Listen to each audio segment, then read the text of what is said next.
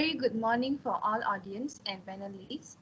It was great day today to discuss and debate about news. Nowadays, drug addiction, also called substance use disorder, is a disease that affects a person's brain and behavior and leads to an inability to control of legal or illegal drug or medicine.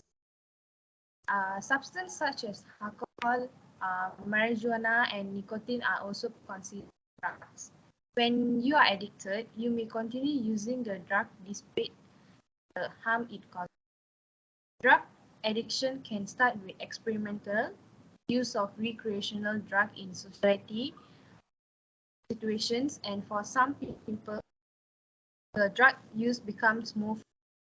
For others, particularly with opiates, drug addiction begins when they take prescribed medicines or receive them from others who have prescription. Besides, there are so many opinions about the effects how to prevent drug usage among teenagers. So today panelists that can share an information between us were invited. Saraswathy Murgaya, representative from National Anti-Drug Agency. Next, Mr. Muhammad binti Maktour from SMK Seri Suna. He worked as senior consultant for 10 years. Lastly, I also invited psychologist University Malaya, Dr. HANANI binti Sarani, to hit us to a better and happy lifestyle. The risk of addiction, how fast you become addicted varies by drug. Some drugs, such as opiate painkillers, have a higher risk and cause addiction more quickly than others. As time passes, you may need larger doses of the drug to get high. Soon, you may need the drug just to feel good. As your drug use increases, you may find that it's increasingly difficult to go without the drug. Besides, they are affecting a bad cause among teenagers. Are they serious? For that, I would like to invite Dr. Noor Hanani to explain further about this. Okay, thank you for Miss Sarvena. Okay, actually, drugs has many different type of drugs, each with its own unique effect on the body and potential risk. So back to the question, that is, can bad cause or really serious? Okay, actually, the way drug effect depends on how you took it, how much you took the drug, how often you took, the gender, your own body, physical size, mood, and personality. Okay, some drug will make you feel more awake, alert, and energetic, and others will give you calm and relax. Some other your perception and can cause hallucination. Stimulant, driving too fast and erratically, being aggressive, and you can feel overconfident. While depression, driving too slowly, falling asleep, and had a slow reaction. While hallucinogen, distorted vision, hard to correctly judge distance and see things that are not there. So when someone else see you, they thought you are being like a crazy people. Okay, first, effect is a mental health. Studies show that the drug use increase your risk of mental health issue such as anxiety, depression, and psychosis. People with mental health issue always have a higher rate of drug use problem. Second one is financial issue. This is a common effect lah of drug. Okay, some drug can be very expensive. The street price depends on availability and demand. Some drug like 100 ringgit Malaysia for just for 5 grams. If you have become dependent on drug, you could end up in financial trouble. So the third is a relationship. Because the drug can change your behavior, they can affect your relationship with family and friends. There is an increased risk of injury or assault to both yourself and other people.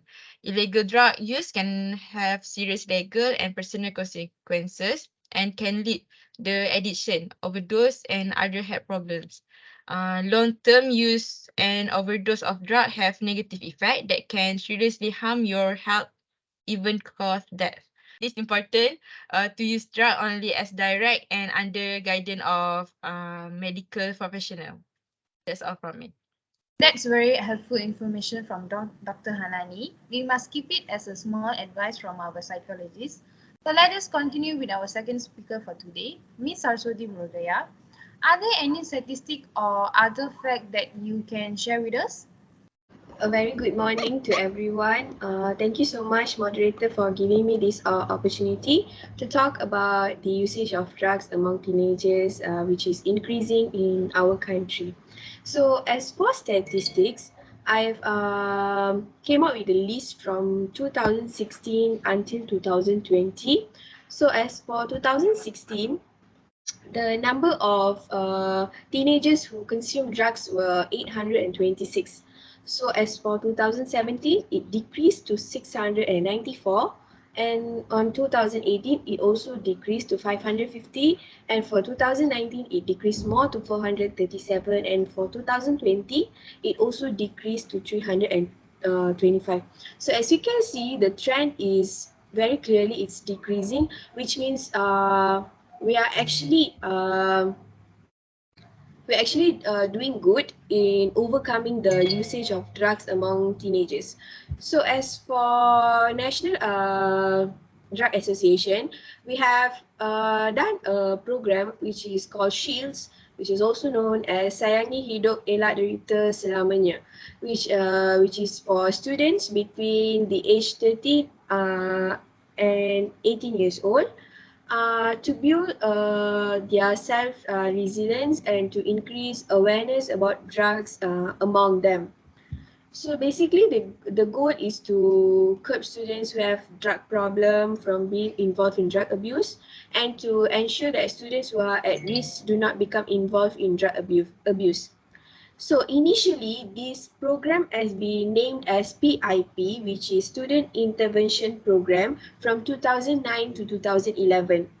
So what have we done in this program is the implementation of urine tests, organizing a 7-day, 6-night camp, and then the camp will be held at the end of the year.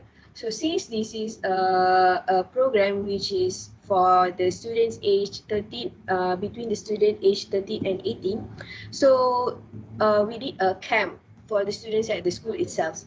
So after 2011, it has been upgraded to Shields, which is what I told just now. So what we did in Shield was implementation of urine tests so that they can detect whether the students are consuming drugs or not, and then organizing a camp for 40 students, which is for 3 days and 2 nights, and then contents in the form of life skill on how they can give them more knowledge about drugs, on what they can do and what they cannot do. And then the camp held without disruption to class learning section. So the camp most probably will be held during the end of the year, so that it won't they won't get distracted during their class session. So I believe that this shield has helped a lot of teenagers in consuming of drugs lah. So as we can see, the trend, it has decreased, and I believe that this shield is one of the cause. So that is all from me. Thank you, Ms. Saraswati. Everyone knows that consuming drug is bad for our health, and there are prevention efforts everywhere. So why do so many teens continue to do it? Teens may believe that consuming drugs will give them the aura of coolness, that they are searching for it. I think that's being a mythos is too much for the teenagers. Do you agree with me, Mr. Mohamad? How can we give something insight from us to keep our generation from suffer this bad habit? Thank you to Ms. Sabrina as our moderator today. So, drug usage among teenagers is a serious issue that can have a long-lasting effects on their physical and mental health. It is important to take steps to prevent drug use among this age group.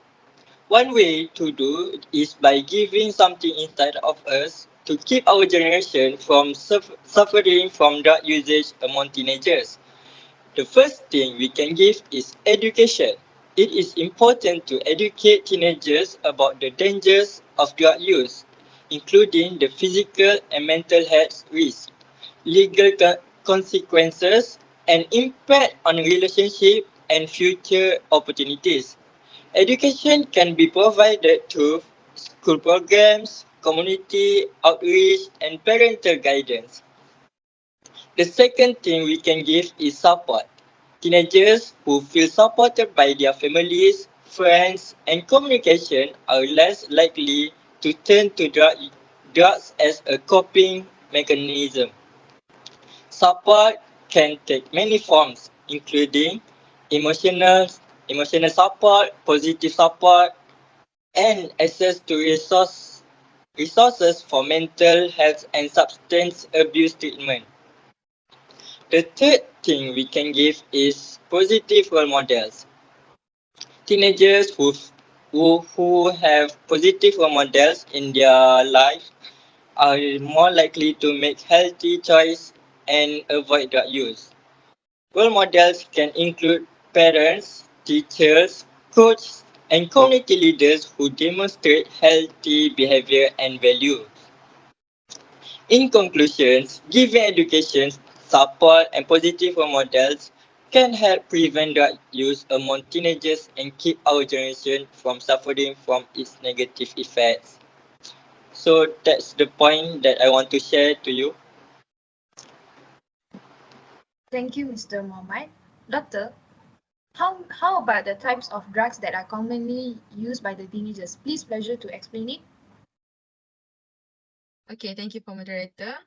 Like what as I say, there are many different type of drug and they can be categorized based on their chemical composition, effect on the body or legal status. And their effect can vary widely depend on the specific substance and how it used. Here is the most common type of drugs. First is stimulants. Stimulants speed up the message between the brain and the body. This can cause your heart to beat faster, your blood pressure to go up, your body temperature to go up, leading the heat exhaustion and even heat stroke, reduce appetite, agitation, and sleeplessness. Okay, you can stimulant. If you take it, you can feel more awake, alert, and confident, and energetic. When you take the drug large dose, it can cause anxiety, panic, stomach cramp, and paranoia. Okay, example in stimulant is caffeine, cocaine, nicotine, such as tobacco. Okay, the second is depressant. Depressant slow down the message between the brain and the body. It can be effect to your concentration and coordination, your ability to respond to what happening around you. So, if you take it small dose of depressant can make you feel relaxed and calm. Overdose can cause vomiting and nausea, unconsciousness, and even death. So, example, that include in the prison is alcohol, cannabis, GHB, gamma hydroxybutyrate, ketamine, heroin, morphine, and codeine. Okay, so the third is hallucinogen. Hallucinogen change your sense of reality. Your senses are distorted and the way you see, hear, taste, smell, and feel things is different. For example, you may see or hear things that are not really there. You may have unusual thought or feeling. If you take it small dose, can cause a feeling of floating, numbness, confusion, and dizziness.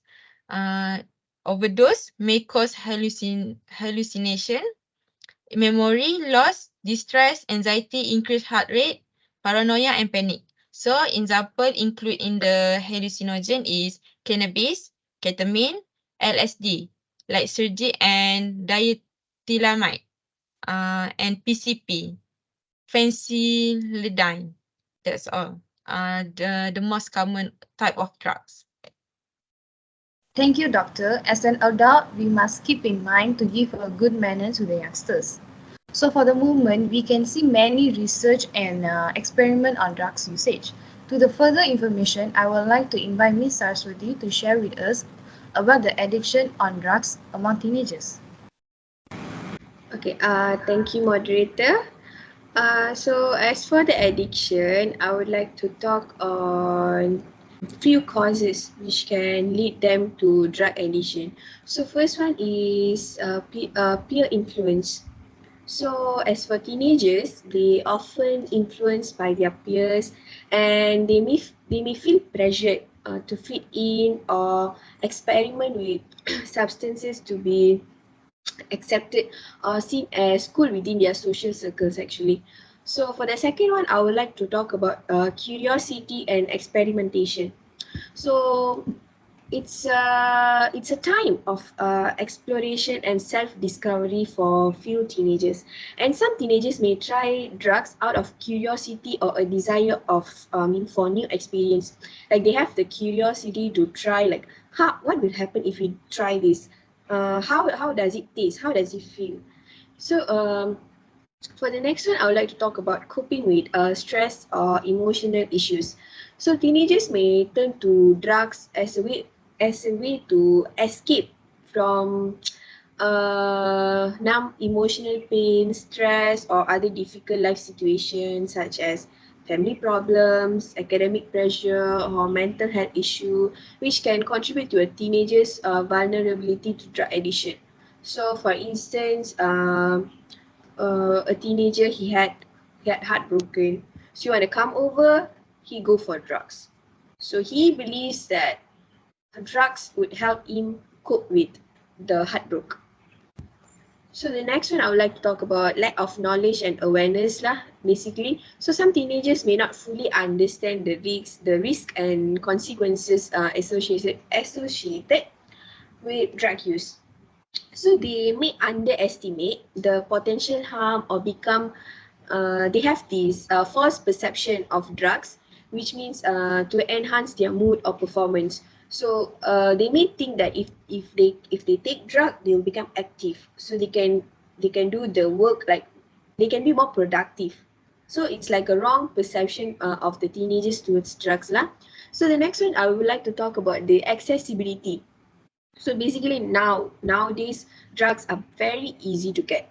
So since they are very easy to access, like from their peers, family members, or the community, so it's like increasing the likelihood of experimentation and potential addiction. So as we can see that a lot of them are selling drugs nowadays illegally. So it's like very much easy for them to get the drugs.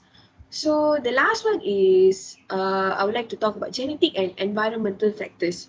So some individuals may have a genetic predisposition to addiction. So making it actually makes them more vulnerable to developing substance abuse problem. So environmental factors such as growing up in an environment with drug abuse or lack of parental guidance can also contribute to an increased risk.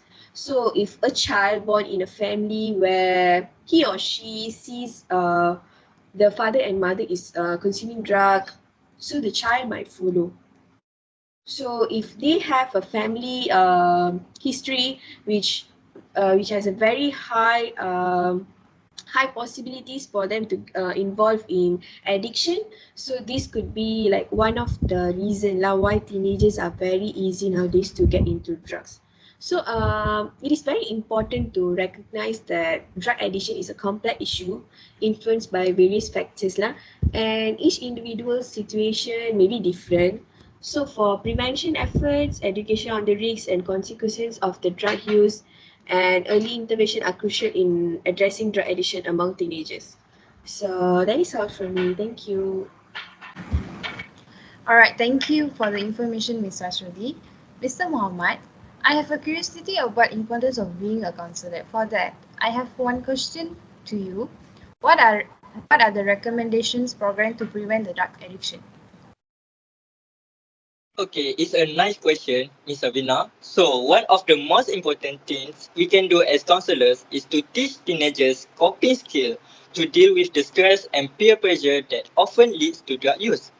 This includes helping them develop healthy habits. such as exercise, good nutrition, and adequate sleep, as well as teaching them techniques for managing anxiety and stress.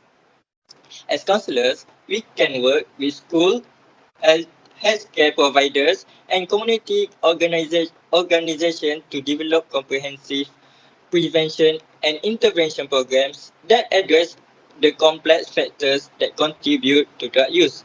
This includes providing individual counseling, group therapy, and family therapy, as well as connecting teenagers and their families with community resources such as addiction treatment centers and mental health clinics. Ultimately, preventing drug use among teenagers requires collaboration effort between parents, educators, counselors, and community members. By working together, we can help ensure that our young people have the knowledge, skills, and support they need to make healthy decisions and avoid the dangers of drug use. So that's all. That's a good answer for us.